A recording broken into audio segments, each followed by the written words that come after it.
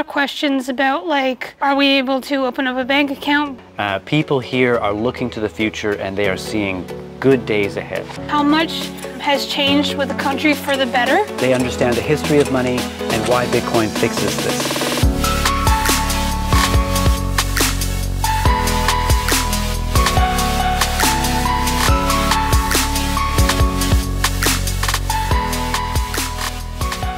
How are you guys doing? Good. How are you doing?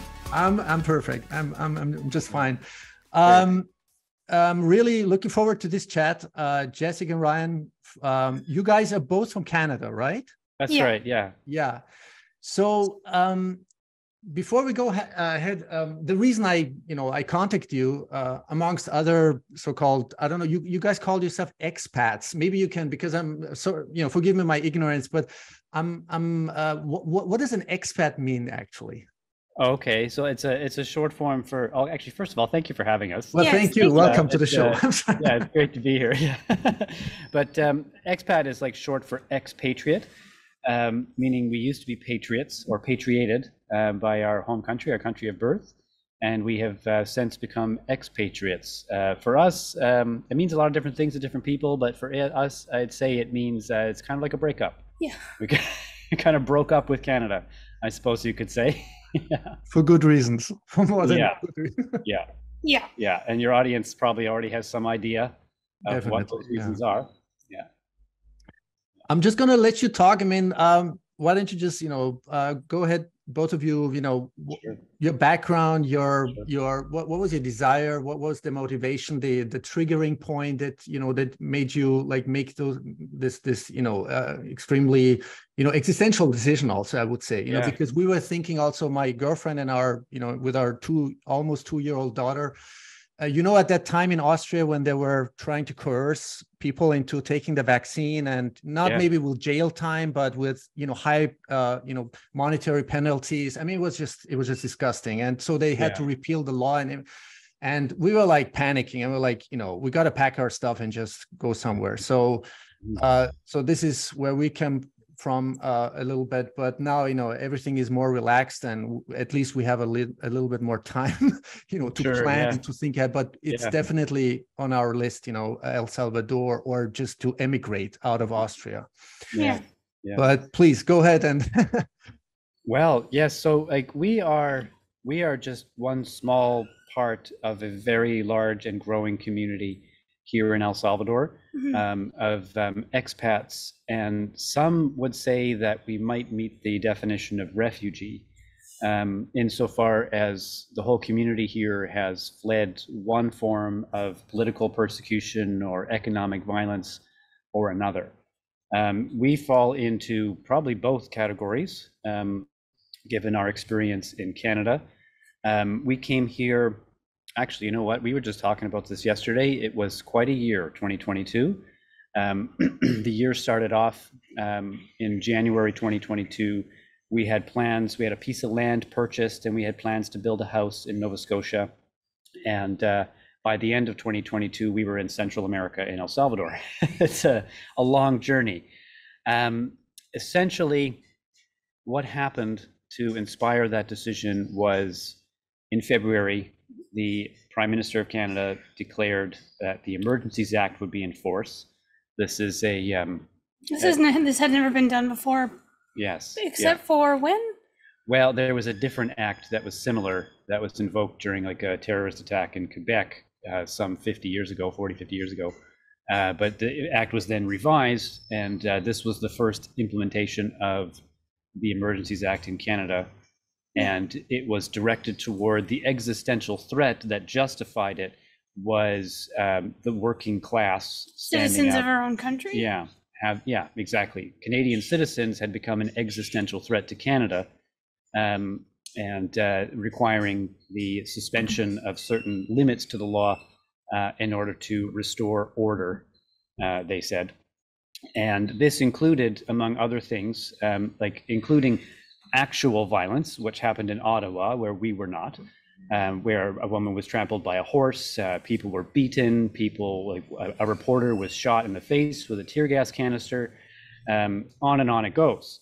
But we in Nova Scotia we became victims of economic violence insofar as we woke up the morning after the Emergencies Act came into force to discover that we no longer had access to our bank accounts. So that was a sea change. Yeah. When you suddenly realize that you can't pay your bills, you can't pay your rent, you can't pay your phone bill, you can't put gas in the car, you can't buy any food, and that one man, by the stroke of a pen, has taken all of that away from you, well, it's enough to make you think about breaking up with your country. Let's put it that way. Yeah. Right. And that immediately set us on that course, this experience. And well, I don't want to talk too long. I'm sure you have questions, but long story short, we were engaged at the time. We started making plans. 3-4 months later, we got married. And then a week after our wedding, we boarded a plane after having liquidated everything that we own. And we landed in El Salvador on July 24th, 2022. Mm-hmm. Yeah. That must have been like a very shocking, even understatement, but this must have been like, people talk about CBDC, central bank digital currencies, what absolute control, absolute surveillance, absolute yes. Control of people's lives. This is like the practical demonstration what the CBDC could mean, right? That's right. It's like the trailer before the movie. It was a preview of what's to come. And, we saw that, and we were at the beginning of our marriage, the beginning of our lives together. And we thought, how do we want to live that life? Do we want to live in constant fear, self-censoring, unable to speak how we really feel to our friends, to our families, having to be careful what we say or don't say at work, always wondering if your income is going to be shut off again, if your access to your funds is going to be shut off again? Do we want to live in that fear? Or do we want to go to a country where personal liberties, economic liberties, and freedoms are being expanded every day? And once we started thinking about it in those terms, it's a pretty easy decision to make when you get down to it. Yeah. Right. Before I forget, first of all, congratulations to your wedding and Happy New Year. Thank you. Happy New Year to you too. Happy New Year. Yeah. Thank you. Yeah, it was not very spectacular last, but we have a beautiful view from out of the window. We can see all the fireworks because we're at the top of the hill. I was just talking to your wife while you were gone. So we have a beautiful environment surrounding. When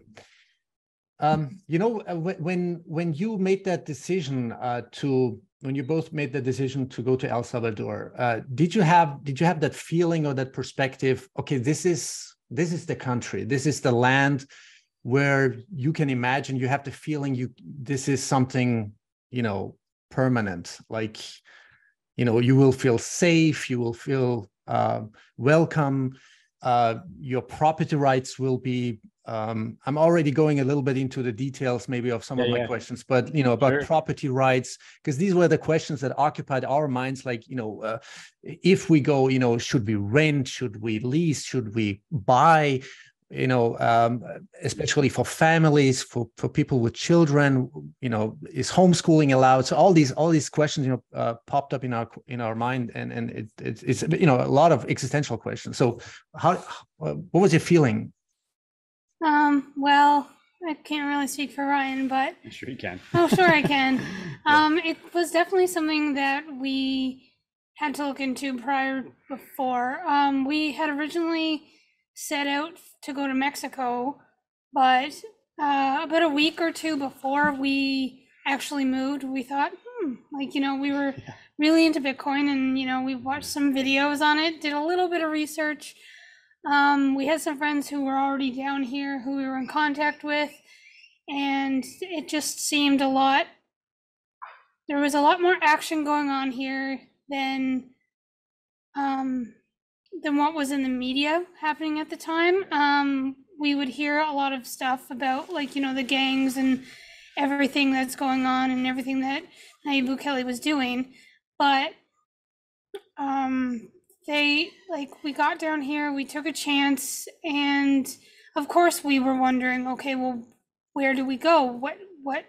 How do we necessarily find an apartment? We've tried looking when we were in Canada, but that turned out to be the wrong idea, The wrong way to go the about wrong it, way to yeah. go about it, because you really have to be down here to experience, even if you have to, you know, rent an Airbnb for a week or a month until you get settled. That option is there. There was a lot of questions about, like, you know, are we able to open up a bank account? Like, Yeah. how will we manage, like, getting around, getting a car as, like, people who are not originally from the country and not really kind of just diving feet first into something we had no idea, because we're from Canada, right? So we're used to cold, snow, weather that's not, as you can see, like, it's January. Like my birthday's in January, so I'm gonna have my first summer birthday in like 30 some odd years, you know? Yeah. So there was that. There was a lot of questions, a lot of answers, but we just feel really lucky and so blessed that we've had contacts down here to prepare us, not just moving down here, but like reassuring us that, okay, well, when you get here, we will be here to help you along. Just reassuring us that the fine folks of El Salvador are as nice and wonderful as is claimed, we have, and as we have learned. So yeah, like there was more questions than answers before we made the leap, I guess you could say. We were trying frantically to answer all the questions before we left, but we reached a point where it was just, we suddenly realized that we're going to arrive with more questions than answers. There's no way around that. And like in terms of safety, we didn't really know what to expect. From Canada, El Salvador was a very opaque concept to us. It's hard to really trust what you hear. Our media was saying that the country was basically a war zone run by a dictator who was gambling the country's money away on Bitcoin. We knew that wasn't true, but we didn't know what was true in place of that lie, right? We thought maybe, okay, so the gangs are getting under control, but it's still a problem. When we first arrived, we didn't feel totally safe. We would feel nervous walking up and down the road. But after about, I'd say 2 weeks, not even that long, we started to realize that was all in our heads. That was all the perception of El Salvador that had been put there prior to our arrival. And as we started to sort of settle in, we started just realizing this is just a normal country. It's not different than any other country, really. It has roads and houses and water and electricity and infrastructure and bridges, and it's a normal country. Except it's a normal country that is embarking upon a spectacular experiment, which we believe is akin to the beginning of the American experiment when the Pilgrims first arrived at Plymouth Rock there. Oh, that's a good comparison. Yeah. When did you or was it important for you to, before you sort of immigrate or move to El Salvador, to make contact with other, similar minded, or would it be Canadian people or not? Did you try to make contact, or to sort of bond and connect with other people, and so you have sort of a friendly environment around you? Yeah, for sure. And I think that helped make the very stressful move here. Yeah. Because I'm not gonna lie, it's not, you get here and we're like, hey, it's great, but it was not a pretty it wasn't pretty getting from Canada to here. No. It was tough, it was stressful, it was a lot of like difficult conversations, and it really helped having somebody who, like I said, was already here or was going to be there prior to us arriving, and getting the experience, kind of getting the ground floor, putting in the groundwork for us before we came here. If that answers the question. Like there are two people in particular who were instrumental to our making the decision to come to El Salvador. Their names are Nikki and James. They have a YouTube channel, Nikki and James in El Salvador. They inspired us to start our YouTube channel, Two People in Paradise. And it was finding them on YouTube and going through their videos, and we started to see, okay, so this actually looks like a tenable option for us. We reached out to them directly. They generously gave us some of their time on like a Zoom call like this.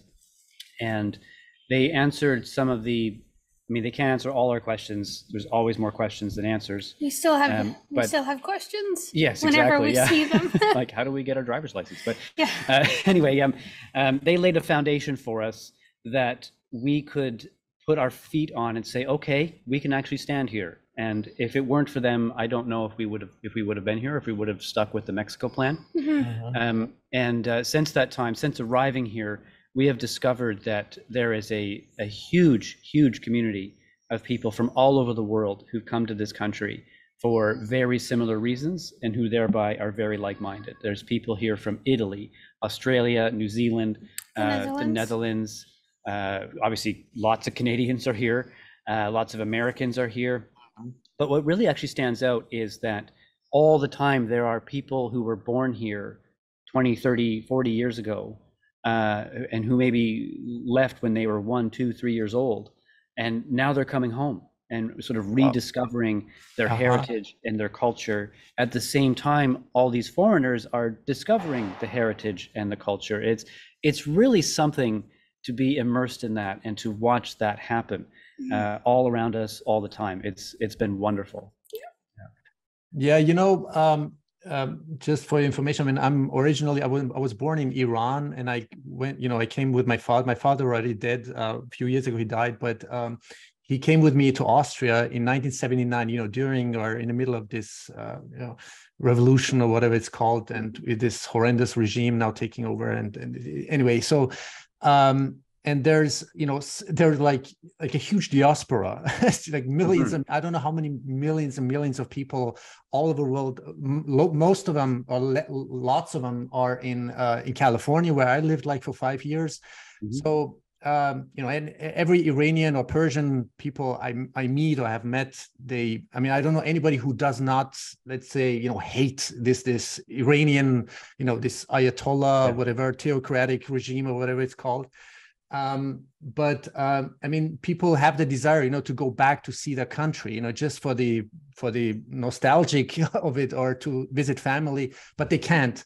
So, so you must have met, to my question, you must have met like a lot of people who, as you've already mentioned, who either, were born in El Salvador, or maybe grew up in the first few years, and then, went maybe to the United States or Canada, and then came back again. Can you tell a little bit more about those testimonials? Like, that would be Regina. Yeah. Yeah.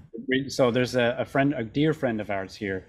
Her name is Regina, and she popped into our heads as you were speaking there, because first and foremost, first of all, there's plenty. There's dozens and dozens that we've met, but Regina has become a dear friend.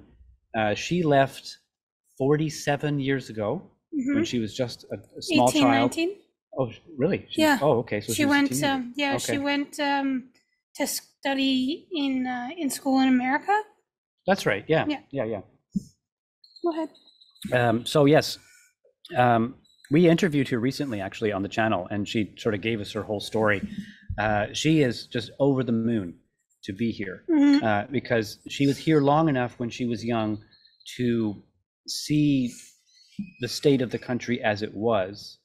And now she's here seeing the state of the country as it is and what it's becoming. And I mean, El Salvador is her heritage, it's her identity. So in some respect, there's a piece of herself that's transforming along with the country. And it's just marvelous to see the relief and the joy on her face as she watches her country and her countrymen embark upon this new future. And yeah, she's very dear to us, but she's one of a long list of people that we've met and bonded with since we got here. Yeah, and when you're talking to her, it's so magical to see like the spark in her eyes of how excited. Like she's a wonderful woman, and the way that she speaks about her country as coming back from all those years ago, she's more excited to be here than most expats coming to here for the first time. And it's amazing. And I love to see whenever we're talking to her and her eyes are like, and then it's so exciting for her because, I like to think how she likes to say how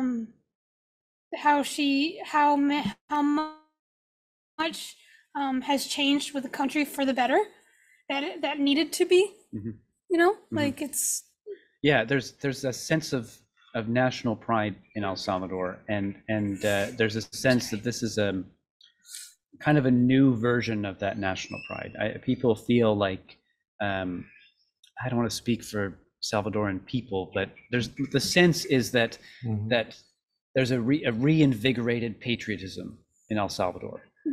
People are, and this is a stark contrast to how it is in our home country of Canada.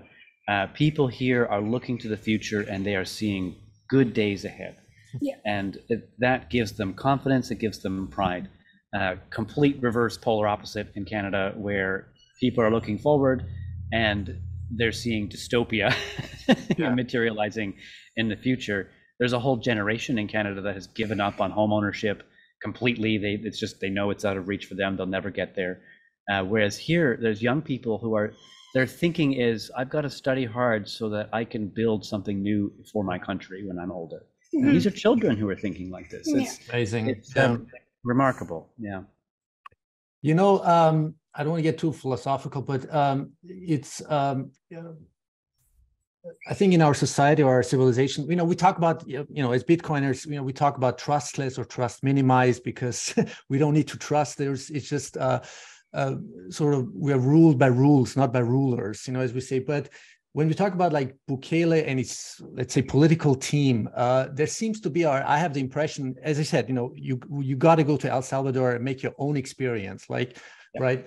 But is it something that you feel it's the essence of trust, you know, the essence of in every relationship, whatever, you know, would it be at work or in your own relationship or in a society, in a community, it's always about trust.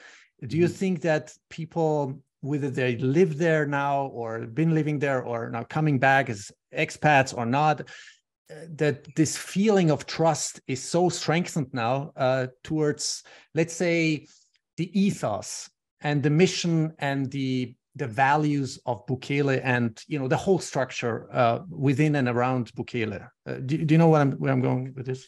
Yeah, essentially, it sounds like you're asking what the level of trust the population has in Bukele. Or you yourself, actually, like, is there something like, you know, you can see something in 10, 20, 50 years down the road, like, or is the cat out of the bag and it can just only everything can only you know, get better and better and better. You know what I'm saying? Well, of the two of us, Jessica is definitely the optimist, and I'm definitely the cynic. So, the way, do you want to go first or? No, you can go. Okay. I need to formulate my answer. Sure. So, the way I look at it is, could Bukele let us down? Could he turn out to be something other than what he seems? Absolutely, that could happen. He's a person in power, and power corrupts. That's the nature of it. Certainly, if he's in power too long, no matter his intentions now, eventually it's going to turn sour. Apologies for the truck going by there. So, how to say? Right now, I look at what Bukele is doing, the actions that are being taken. And just recently here, the mayor of Soyapango was arrested on corruption charges. She misappropriated some $25,000 or something. Yeah, I read about that. Yeah. Yeah. I'm sorry to interrupt you. It was just a very fascinating. I really loved that statement by Bukele afterwards. It was in connection with that corruption case. Sorry to interrupt you. He said something, and I really loved that. He said, "We are here." I'm trying not to paraphrase him really. He said, "We're here to serve and not to be served." Is that what he said? Something like that? He said, "We're here to serve the people, not ourselves." Exactly. Thank you. Yeah. And what struck us about that was that this person who was arrested was a member of his own party, at the Nuevas Ideas party. That didn't protect her from the force of law in this country. That's new to us. Yeah. There wasn't preferential treatment.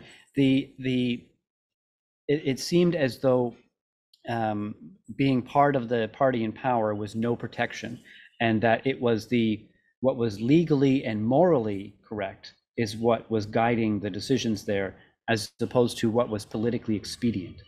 And that kind of thing, it really boosts your confidence and it boosts your trust in this government and the direction it's taking the country. Right. Speaking right. personal, yeah. Mm-hmm. Now there's a wide variety of opinions there, especially among Salvadorans. We have found that, the approval rating is very high. And in our conversations with people around the country, it certainly seems like 85%, 90% is an accurate number, not a manufactured number like it would be back home. But there is some skepticism. There's a sense that, and again, this is just our perception, that the people of this country have been through so much for so long and have been let down so many times that there's a good percentage of the people who, while they approve of Bukele and are optimistic about Bukele, they're waiting for the other shoe to drop. It's almost too good to be true, and there's a sense of reluctance to get too excited about Bukele because they don't want to be disappointed. So there's this cautious optimism. I feel like we've only been here about 6 months, but I feel like that's starting to turn into optimism. Like Independence Day was this outpouring of patriotic celebration, but we see it around the country. Yeah. Well, let's zoom out a little bit before I go into some other questions. Like, okay, do you see for yourself like people from not only from all kinds of demographics and societies and layers of society? 1 moment, please. I'm sorry. Yeah. No problem. Yeah, there's trucks going by outside. Yeah, it's rare for them to be in the neighborhood on Sunday. Yeah, on New Year's Day. All right, I think they're gone now. Yeah. Okay, please proceed. Yeah. What I was going to say is, do you see, because the way, I listen to all these testimonials, I also listen to Max Kaiser, Stacey Herbert. I mean, they're like totally sworn into Bukele, because it's like, I have the impression it's like, especially for Max Kaiser and Stacey Herbert, who are like, like totally rooted in and sworn into the ethos and mission of hyper-Bitcoinization and Bukele, and is it something you see for yourself where as I've been observing, and reading lots of articles about, what's going on in El Salvador, building out the infrastructure, the rate of speed at which, the roads are being built, entrepreneurs and investors coming into the country. Do you see that at that rate of speed? Like not to talk about Bitcoin City, because this is a long-term perspective, like 10 years or something, but hey, it's exciting. I mean, if there's like in 10, 20 years, at least 1 or 2 Bitcoin cities in El Salvador, I mean, this could be really a total paradigm shift. I'm sure you know Jeff Booth. I'm a huge fan of Jeff Booth when he talks about deflationary, Bitcoin, the deflationary money, deflationary technology, abundance, prosperity.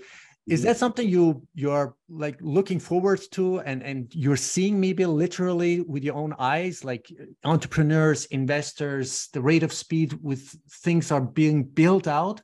Is that something you can witness at the moment? Yeah, I'd say so. Like we've only been in this neighborhood for a month now, and there are, I don't know how many new houses have gone up. Just down the road, there's 2 new gas stations already.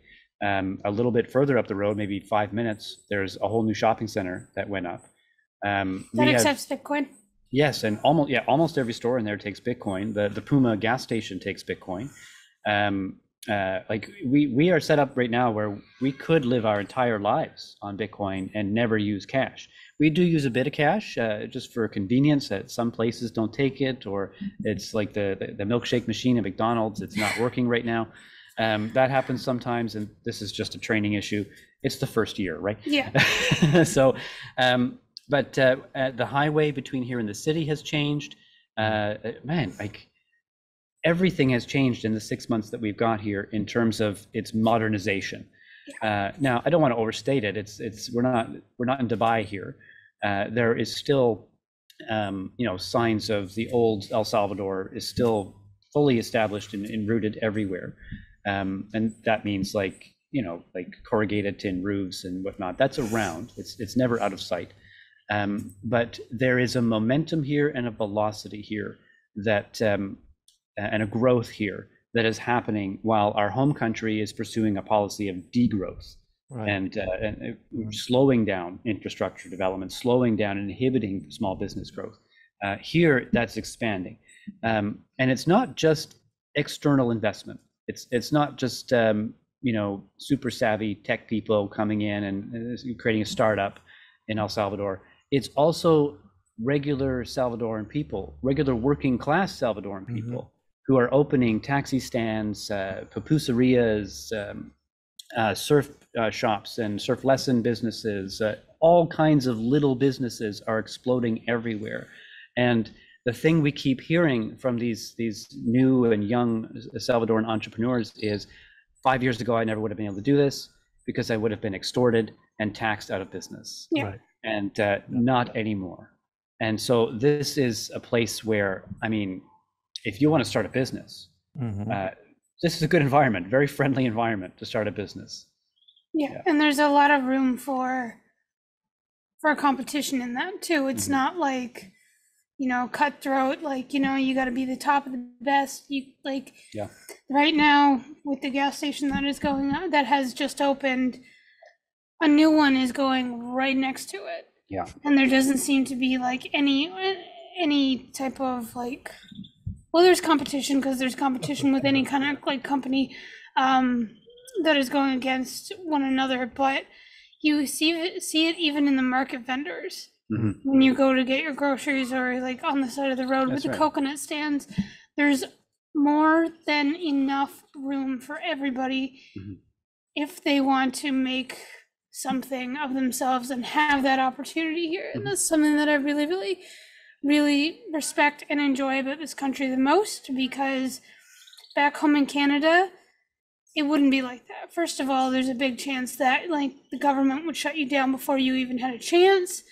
And then it's, you know, if you're going up against, you know, the big guys or like even people who are on your same playing field, it's all like, you know, I wouldn't say necessarily like, wouldn't go as far as to say like backstabbing, but there's a lot of like, you know what I mean? Like, it's not easy to succeed without stepping on necks back home. Yeah, that's a good. Whereas here it seems like the entrepreneurs are all working together toward a prosperous future for everybody. You go to the street vendors in Libertad, like you were mentioning, and people aren't trying to steal your business from other vendors. They are referring you to other vendors and saying, hey, this person also has these things that you can get, and this person you can get. Like if you go into the vendors and you're open and at ease, you'll be like a pinball going back and forth from stall to stall as you get referred everywhere, because everyone's working together to increase their businesses as kind of one community. There's a business community here, not a business gladiator war zone. Right? Yeah. So it's fascinating. So you mentioned in the beginning, there's a lot of people from around the world coming to El Salvador. Would it be, you know, as tourists or, you know, permanently? It seems like this is the melting pot, right? I mean because I was, you know, I spent just a short time maybe in New York and like 5 years in total in California, Los Angeles, but for me that was already like a melting pot. But the way, you know, the pictures or the whatever documentaries or videos I see or the testimonials you're giving, it's like I have the impression that this could be the ultimate melting pot, you know, a peaceful, you know, society from all around the world. It's must be inspiring, you know. Well, you know, credit for that is owed entirely to the people of El Salvador, who are just, I mean, the welcome that we've received and that people we know have received has been just overwhelming. There is a sense of, we're so happy you're here. Thank you for choosing El Salvador. Thank you for being here in El Salvador. Thank you for helping El Salvador just by being here. Yeah. There's a warmth, a receptiveness, and a genuine interest in, who are you? What's your story? What's your background? Do you know this about El Salvador? Do you want to try this or experience this aspect of the culture? Do you want to know this about our heritage? They want to share the story with you, and they want to integrate you into the community. On our YouTube channel, we were astounded to discover that like 60% of our audience is Salvadorans living abroad, which I guess makes sense in retrospect, but we didn't expect that in the beginning. And we keep hearing in the comments, in the emails, and in the Twitter. And by the way, if any of you guys are watching, thank you so much. Yes. Over and over again, you guys are Salvadorans now. You're welcome to the country. Welcome to the home. Family. Welcome home. Yeah, to your new home. Yeah, I mean, it's just there's a bit of skepticism, as there would be anywhere. You occasionally encounter a bit of skepticism, but by and large, overwhelmingly so, the receptiveness has made us and everyone we know feel totally at ease and at home and welcome here. Mm-hmm. And that's spreading out. And so you're starting to see people more and more from all over the world coming here because word is getting out about Salvador is open for business. Yeah. And they want you to come. That's amazing. You know, I mean, I don't have to tell you that we live in really crazy times right now. It's like, freedom or slavery, Yeah. Total surveillance or, whatever. I mean, or just, pure freedom. Do you see El Salvador or the developments taking, do you see like El Salvador, the place where we can finally, hit the tipping point of a new, I don't want to, go into, utopian sci-fi, but Sure, do you see like, which I love. And I mean, I do read a lot of scientific, technological stuff, but and I'm a huge fan, of not only digital technologies, but I think there's the potential, the realistic potential to develop and to produce technologies in every sector we can think of, whether it be transportation, energy, nuclear, plasma, all sorts of transportation. I mean, I have these discussions with a lot of my guests, who are into this also, that's why I mentioned Jeff Booth, because I often said to Jeff Booth, isn't it weird that for at least 100 years, we haven't had like a different propulsion system in the, Yeah. or whatever, would it be hydrogen technology, nuclear technology? And is that something you might be talking about or envisioning, maybe not in 10 years, but let's say in 20, 30 years, do you see El Salvador as the, country, the paradigm shift, when it comes to all kinds of technological comfort for, to serve humanity, to serve the society and create abundance? Perhaps, but I don't know, I'm speaking personally, but I don't think that it will be just El Salvador. I believe that it'll be more so, there will be a shift, and it'll happen when El Salvador and Central American countries become the first world.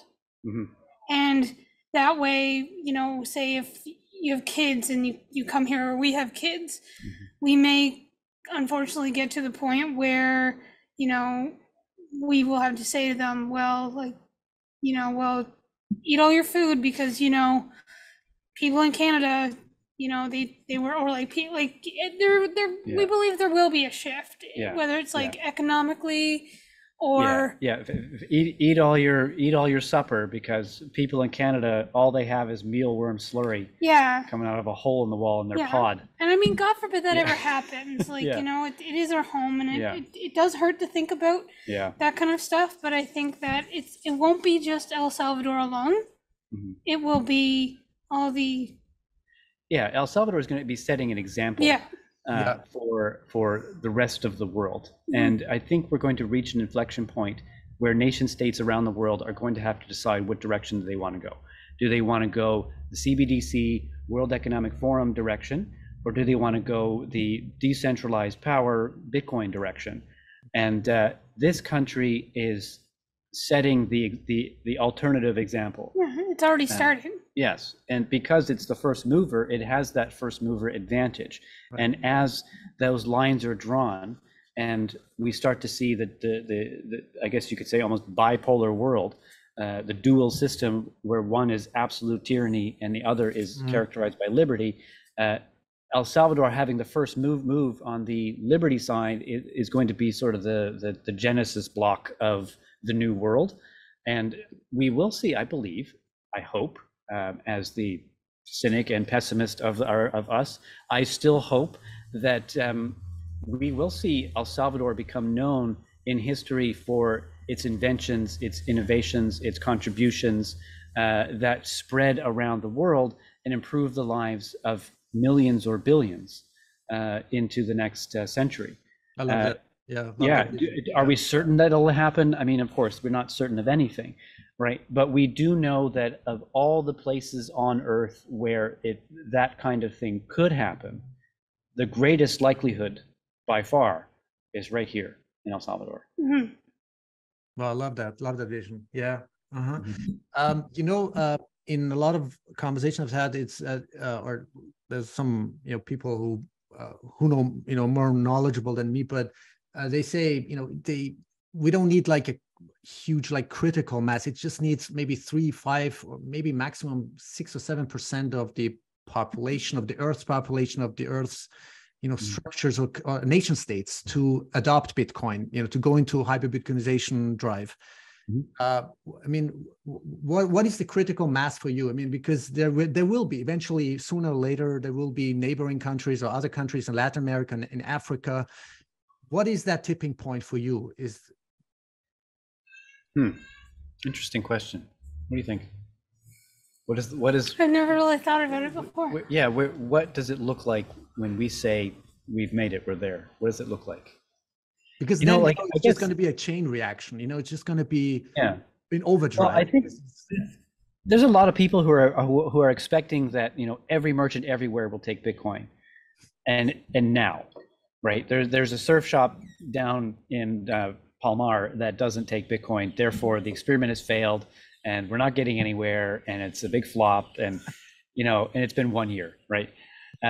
We hear that there are some Bitcoiners down here who are very impatient and want all of it now, and are very disappointed that sometimes they have to use fiat garbage. And I get it, fair enough. I'm done with it too. But I think, like you said, this is a chain reaction type process, and it's bit by bit, one piece at a time. There are like Bitcoin Beach over in El Zonte, everyone's familiar with that, I'm sure. That seed has blossomed, produced a fruiting tree, and now new seeds are starting to sprout in Guatemala, in Nicaragua, in Honduras. Little bits here: Bitcoin Lake, Bitcoin Island, Bitcoin Jungle. They've taken the white paper of Bitcoin Beach, which they released open source, and are now implementing that plan in their own country. Fantastic. So we're starting to see not just production but reproduction of the idea. And it's slow, it's organic, but it's like slowly then suddenly, right? Yeah, it's like when the telephone was invented. At some point or another, there was only 5 telephones in the entire world. Exactly, yeah. And it took 50 to 65 years for the whole world to be on board with it. And hopefully that, with modern day technology, it takes a lot less time than as we can see 50 to 65 years to get there. But I think it's on a good trajectory, and I think we're gonna get there.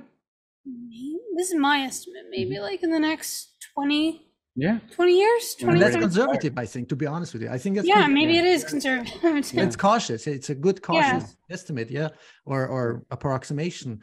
What I was going to say, well, anyway, it's really so. Let me, because in one of your videos, or was it on Twitter, where you you show your sort of a green card? Is that like your permanent residency card? Temporary residency. Do you want to talk about are there any advantages, or if you want to establish a business, or tax-wise, tax incentive? Is there anything you want to share with the listeners? Well, first thing that comes to mind is, so as we mentioned in the beginning, like, yes, we were at a tropical paradise. There's beaches. We have a swimming pool over there, and it's very lovely. But the circumstances of our arrival here were somewhat traumatic. And we did have to leave our home country, and we're not here entirely by choice. We were forced to make this decision. Don't get me wrong, we're thrilled to be here. We love this country, and we feel very blessed to be here. But you know, there was some pain around that transition. And when we first arrived here, we had just our 90-day tourist visas, and those are highly cancelable, and that clock is ticking. Yeah, like it was right? like a timer. Yeah, and we did not want to go back to Canada, and there was a sense of urgency to get the visa situation sorted out, to get the temporary residency permit sorted out, so that we can just breathe out and be like, okay, no one's putting us on a plane where we don't have to go back, or we don't have to go to a different country, and we can start to settle and establish ourselves here. That's point number one. Getting that permit to be here for a year, which is the type we got, gives us some time to just get settled in a little bit. So that just mentally, it's huge to have that. Yeah. It has enabled us to open our first bank account here, which you know, the only reason we have it is so YouTube can pay us. So, but other than that, we don't need it. With less bureaucracy, I guess, you know, I mean, or hardly any bureaucracy. Is that like very bureaucratic? Yeah, it's, well, everything is negotiable here, right? Yeah. Like when we first went to the bank to open the account, they said, no, you have to have a permanent residency, not a temporary. And then our interpreter and friend who was with us just started speaking in Spanish to the teller, and they went on for 5 minutes, and next thing you know, they're opening a bank account for us. So, but having the card, it's, for us mainly, it's the ability to say, yes, we have permission to be here, we've done it the right way, we have legal permission to be here, and we're abiding by the law. Yeah. And it's given us some latitude to start engaging in different types of transactions. Like we have a motorcycle now, and we've registered it and whatnot. And it's also the step towards citizenship. You have to be here for 5 years as a foreigner to work your way towards citizenship, and having this card is the first year of that, and now we're on the way. Yeah. Mm-hmm. So there was this talk about, like, if you invest, what was that? I don't know the amount, was it $100,000 or something? Or in Bitcoin, you know, denominated, where you can like literally buy yourself the permanent residency or citizenship. Yeah. Just 3 Bitcoin, wasn't it? I think it was 3 Bitcoin, yeah. And I'm not sure if that program was ever rolled out. That's not the path we took. I guess it's different for everybody. Like our situation was pretty straightforward. We're both online workers, we're digital nomads, and there's a visa for that. It's called the F3 or F3B visa. And for us, it was very straightforward. But there's visas for missionaries, for people who want to go to school here. There's visas for starting a business. There's one, I believe, that is an investment-oriented visa. If you want more information about that, the people to talk to are Escape to El Salvador. Jeremy, He handled our case with white gloves, and was an absolute master for us. Yeah. And took care of us as we were freaking out, being like, Jeremy, oh my God, we don't want to go back home. Yeah. Help us. Yeah. And I mean, like, I think the coolest thing about working with Jeremy is that, and I don't mean to get all sappy on it if he's hearing, I'm just so happy that, like, at the end of all of this, he's become a friend. Like, he's just one of the most amazing guys we've ever met. He's so patient, and he is an endless book of knowledge.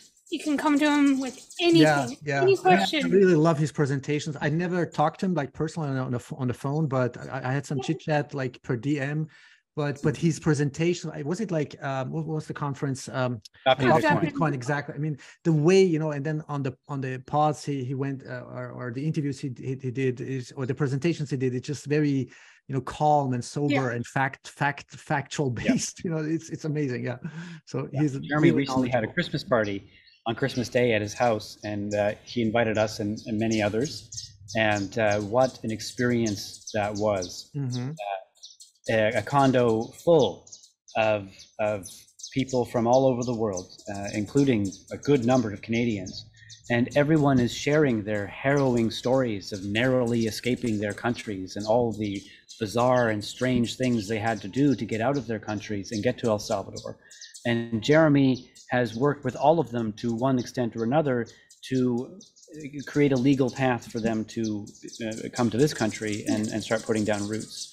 It was marvelous to witness that. Yeah. And I can only imagine what it must feel like for Jeremy to look at this number of people in his home that are there in part because of what his organization has helped to do in this world. It was great.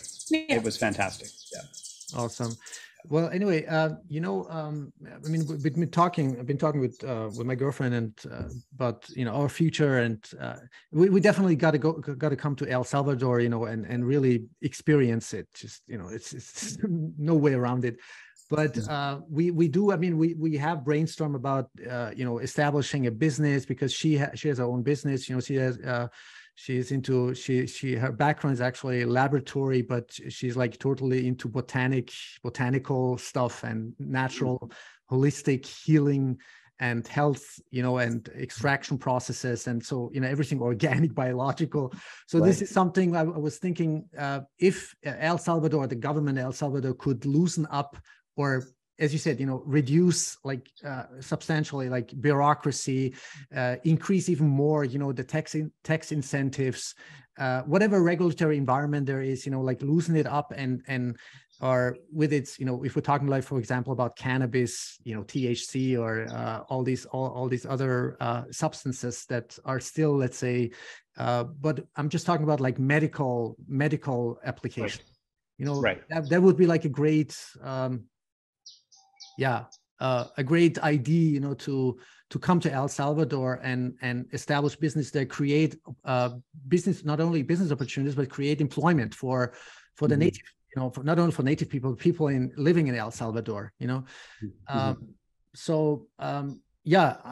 Do you see some sort of a development there, like, or discussions on let's say on a political level to accelerate this process besides hyper-Bitcoinization? Right. Well, as far as we understand, if you're coming into El Salvador to open a business, there is a price tag to that, to get that set up, and it's somewhat higher than is standard around the world. We understand that's true. It's after that's done, you're not dealing with so many guardrails, boundaries, and restrictions on what you can do. In terms of regulatory burden here in El Salvador, well, so there's essentially no regulations around the kind of lights you can have on your car. You can have strobe lights and LEDs all the way around, and your blinkers can be different colors. And it's if that's the case with the vehicle regulations, I imagine anyway, we don't own a business here. We would imagine that the regulatory environment around business is equally, how we say, liberal. So there is that. We have seen not so much, because we haven't looked into it, not so much the letter of the law and how it's changing, but more so just the rate at which businesses are opening and are being opened by Salvadorans and expats alike. If it were difficult, or if there was a lot of red tape like there is in our home country, we just wouldn't see that happening. The pace and volume of businesses that are opening strongly suggests that there's opportunity here, and the barriers are few. Do you see like so-called circular economies scaling up or unfolding in the next few years? I mean, that would be amazing, you know, like, let's say neighboring countries or within El Salvador, you know, like creating you know, when we talk about free private cities or Bitcoin cities or smaller free private cities, do you see like something like that along the lines where all of a sudden, you know, there's like a huge substantial increase in whatever import, export, trading with the unit of account of Bitcoin? Right. Well, I guess to have a true circular economy, you would have to have a collection of nation states that all have the resources each other needs to be sufficient, self-sufficient. Right now, at some point along the supply chain, there is a US dollar denominated terminus. Somewhere someone has to exchange Bitcoin for US dollars in order to do business, whether because of their jurisdiction or whatever it happens to be. There still is that. And so while we're seeing, the initial signs of the Bitcoin circular economy here, and certainly there's people who are dedicated to that project and are building it with everything they have every day, as long as that USD denominated terminus exists, there's going to be a break in that chain, and the USD price of Bitcoin is going to have an impact on how that economy is run. That's just going to be true until it isn't.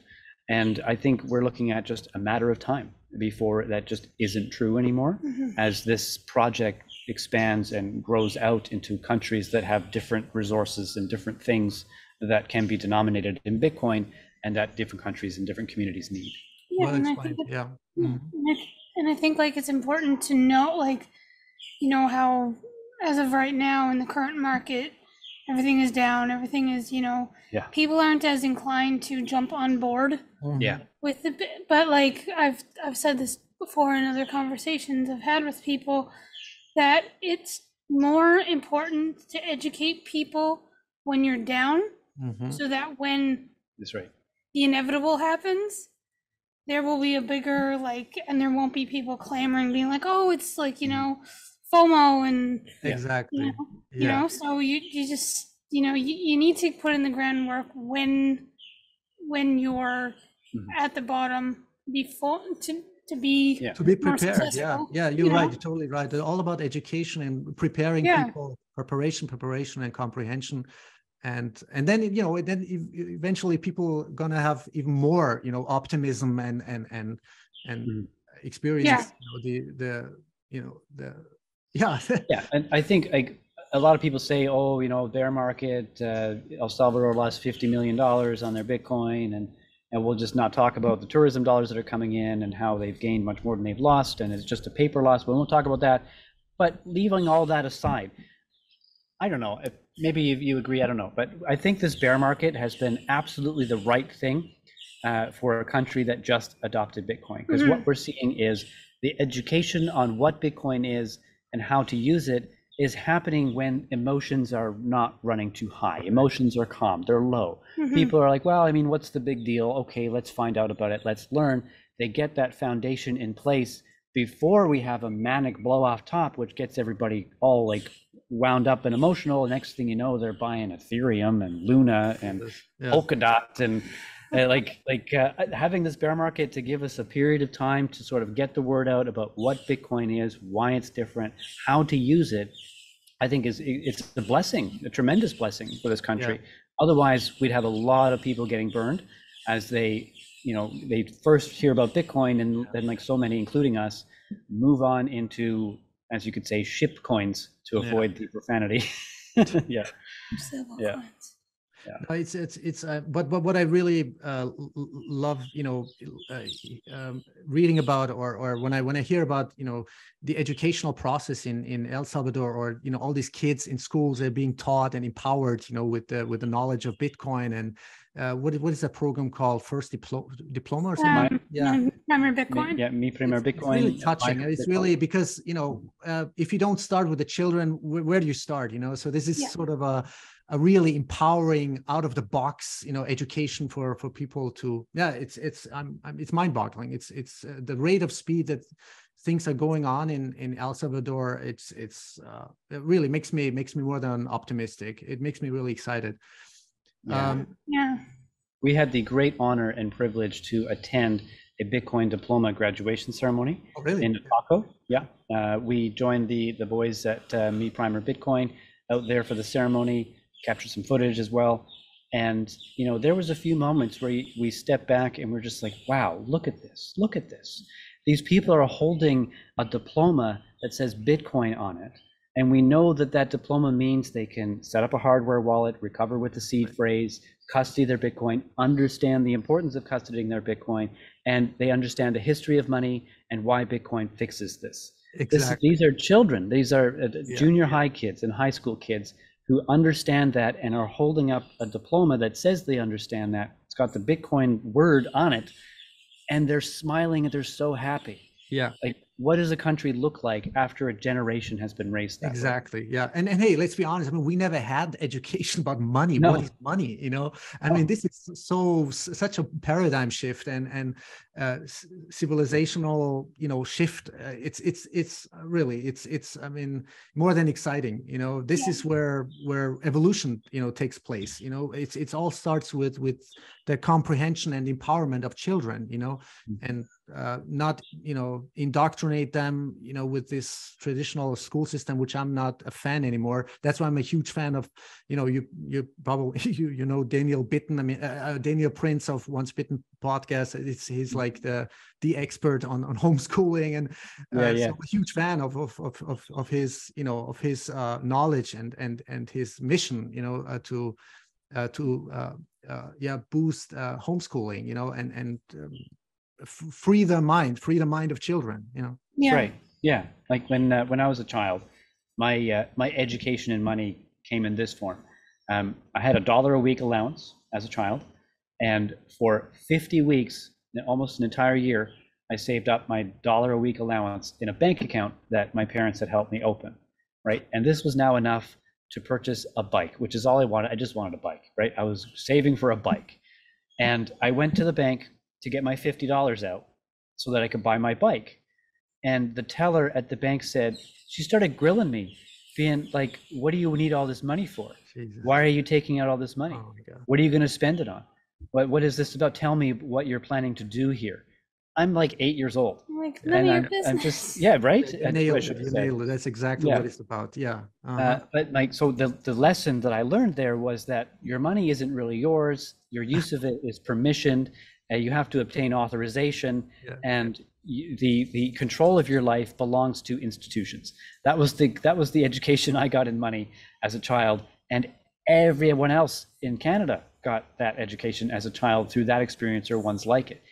Here in El Salvador, the education in money is A, that's wrong and immoral, and B, here's the technology to prevent anyone from ever doing that to you or your children or your children's children forever. Yeah.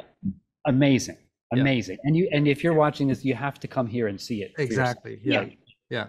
And you know, our daughter, the children of this generation, I mean, they're going to grow up and they're going to laugh.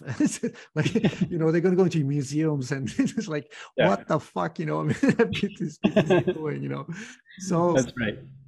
Anyway, Jessica, Ryan, it was a huge pleasure talking to you. It's not only informative, inspirational, but really, it makes me, it's beyond hope. You know, hope is such a hopium word, but it gives me, you know, so much confidence and trust, you know, in that we can achieve this, we can make this happen. You know, may the powers be whatever, you know, but we can do this. Yeah.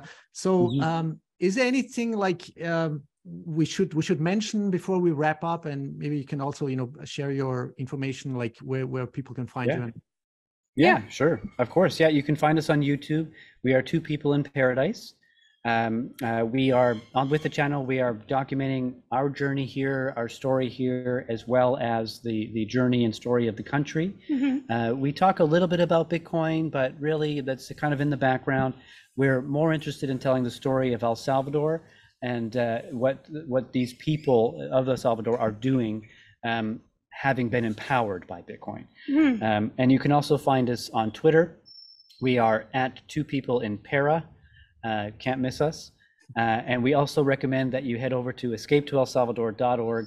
If you're thinking about making a move to El Salvador, talk to Jeremy. And if you do so, please use the code Paradise People to receive a discount. And of course, we also get an acknowledgement for that as well. So just being transparent. Yes, of right? course, yeah. We're really looking forward. I mean, if we ever come to El Salvador, we'd love to, you know, meet you guys for coffee, as I can see on your YouTube channel right now.